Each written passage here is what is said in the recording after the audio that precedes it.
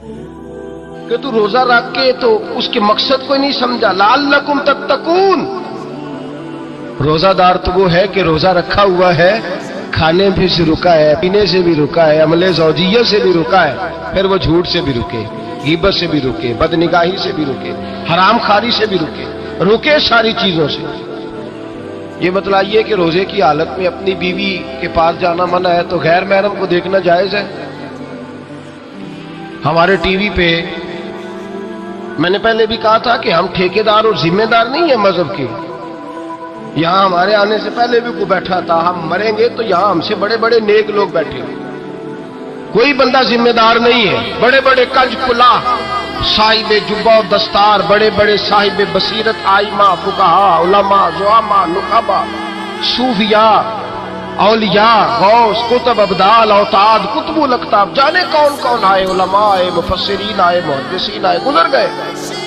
ہم تو خاک نشین لوگ ہیں، تھوڑا کام کرنے والے، تھوڑی صلاحیت رکھنے والے. لیکن بھائی اگر کرتے ہیں تو ایک کام کرتے ہیں، ساتھ دوسرا نہیں کرتے. یہ کس طرح کا دین سکھانے لوگ نکلے؟ روزہ کس پہ فرض ہے؟ امیروں پہ کہ غریبوں پہ؟ کہنے نے میں میرا تو کام ہی محنت مزدوری والا، میں کیسے روزہ رکھوں؟ میں تو دیہڑی لگاتا ہوں تو روزہ کیسے رکھوں؟ میں نے نہیں کسی حدیث میں پڑھا کہ روزہ وہ رکھے جو دفتر میں بیٹھتا ہے. صحابہ کے زمانے میں تو دفتر ہوتے ہی نہیں تھے، کسی جگہ نہیں لکھا ہوا روزہ وہ رکھے گا جو اے سی میں بیٹھتا ہے. تب تو اے سی تھے ہی نہیں. حضرت ابو بکر صدیق رضی اللہ تعالیٰ عنہ سے لے کر جناب بلال تک سارے اپنے ہاتھ سے کام کرتے، سارے اپنے ہاتھ سے کام کرتے، سارے. حضرت عمر فاروق رضی اللہ تعالیٰ عنہ خلیفہ وقت ہونے کے باوجود مال غنیمت کے اونٹ چرنے جاتے تھے تو چراگاہ میں چھوڑنے میں جاتے تھے، لینے بھی آتے تھے واپس. سارے لوگ اپنے ہاتھوں سے مشقت والے کام کرتے. حضرت بلال مزدوری کرتے، سلمان فارسی مزدوری کرتے، مقداد مزدوری کرتے، صحابہ مزدوریاں کرتے، روزے رکھتے. اور رمضان کے جانے کا وقت ہوتا تو در رسول پہ کھڑے ہو کے عرض کرتے محبوبہ دل نہیں بھرا، دل کرتا ہے کبھی رب سارا سال ہی روزے عطا کرے، سارا سال رمضان دے تو ہم سارا سال روزے رکھنے کو تیار ہیں. جذبہ تھا، طاقت تھی، ہمت تھی. آج نوجوان لڑکا ہے کہتا ہے مجھ سے بھوک برداشت نہیں ہوتی. میرے بھائی رب بیماری لا دینا، اللہ سے دعا مانگے اللہ شفائے عطا فرمائے، اور دعا کرے اللہ آزمائش سے محفوظ فرمائے. آپ یقین کریں میں نے لوگوں کو دیکھا ہے حلق سے قطرہ نہیں اترتا، خوراک کی نالی لگی ہوئی ہے، اعلیٰ غذائیں پکی ہوئی پڑی ہیں. عرش کا مالک کہتا ہے میں تیرے حلق سے گزرنے نہیں دوں گا. قانون بن گیا. میں نے دیکھا ہے ڈرپ پہ لوگ زندہ ہے، بوتل لگی ہوئی ہے گلوکوز کی، گزارا چل رہا. اعلیٰ غذائیں پڑی ہیں، لاکھوں روپیہ تجوری میں پڑا ہے. مالک کہتا ہے تو نہیں کھا سکتا تو وہ کھانے نہیں دیتا، نہیں کھانے دیتا. ایک شخص یورپ کے علاقے کا، میں کسی کالم نویس کا پڑھ رہا تھا، وہ کہتا ہے میری کھربوں میں جائیداد ہے لیکن میرے معدے میں ایسی تکلیف ہے کہ میں آٹے کو چھان کر جو اوپر سے بورا نکلتا ہے صرف وہ کھا سکتا ہوں، اس کے علاوہ میں کائنات کی کوئی نعمت کھا نہیں سکتا. اور میرے بھائی وہ جب چاہے تو بڑے بڑے کھانے کھانے سے تجھے روک دے، تیرے دانت چبانے کے قابل نہ رہے، زبان نگلنے کے قابل نہ رہے، معدہ تیرا ہضم کرنے کے قابل نہ رہے. وہ جب چاہے تو جو مرضی کر لے. وہ کہتا چل تو میری مرضی پہ چلنا، 1 مہینہ میرے کہنے پہ نہ کھا، 1 مہینہ میرے کہنے پہ نہ کھا. تو یا اللہ تو کیا کرے گا؟ فرمایا صوم تصفو. میرے نبی پاک نے فرمایا تم روزے رکھو اللہ تمہیں صحت عطا فرما دے گا، اللہ تندرستیاں دے دے گا، شفائیں دے دے گا.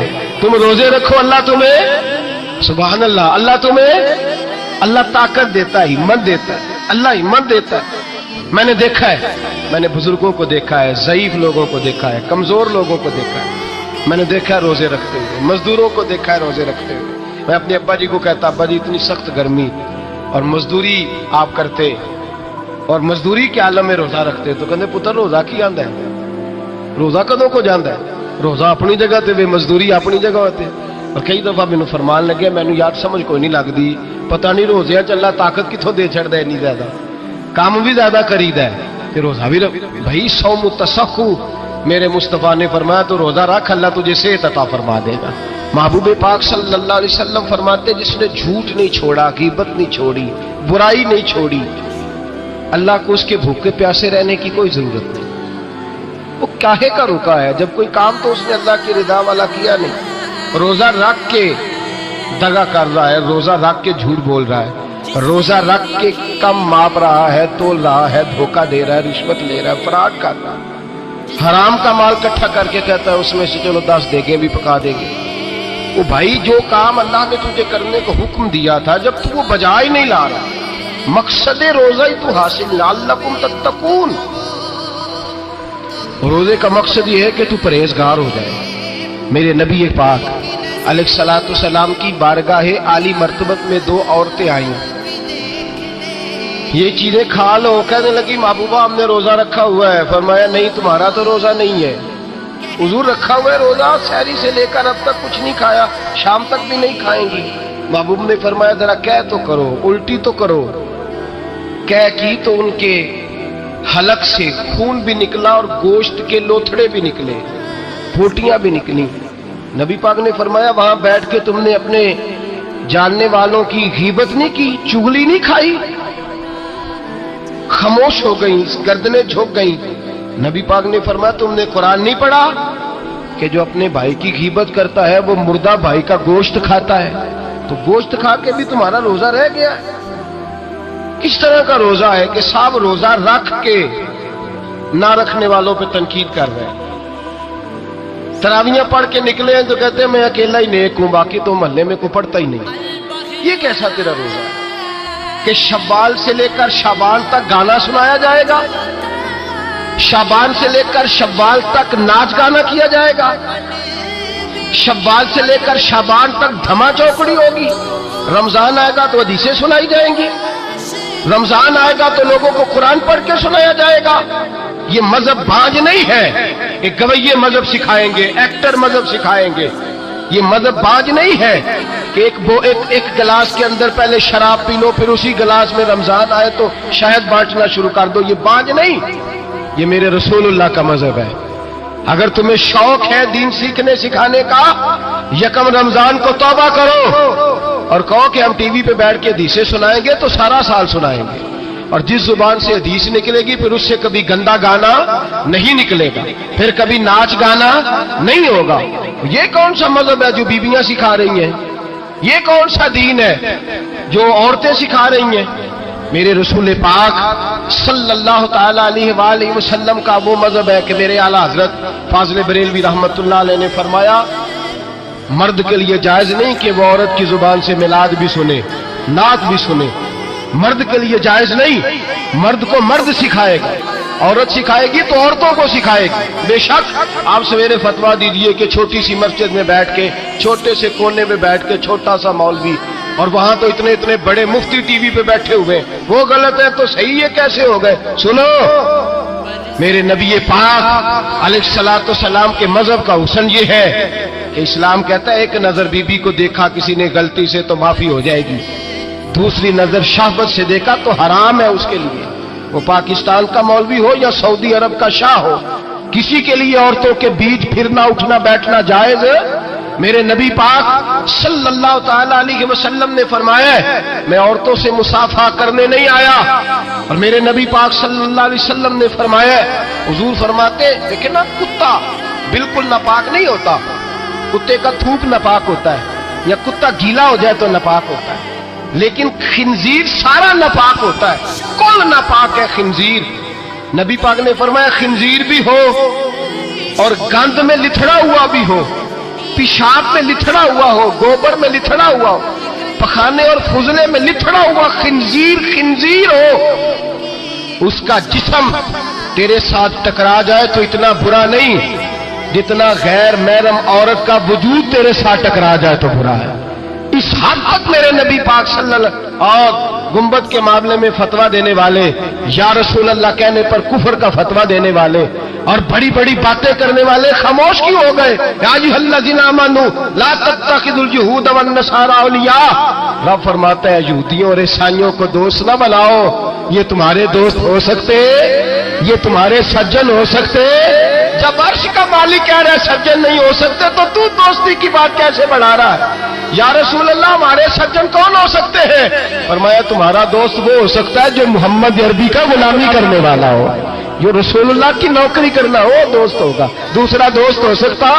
कोई एक्टर मजहब नहीं सिखाएगा, कोई गवैया मजहब नहीं सिखाएगा।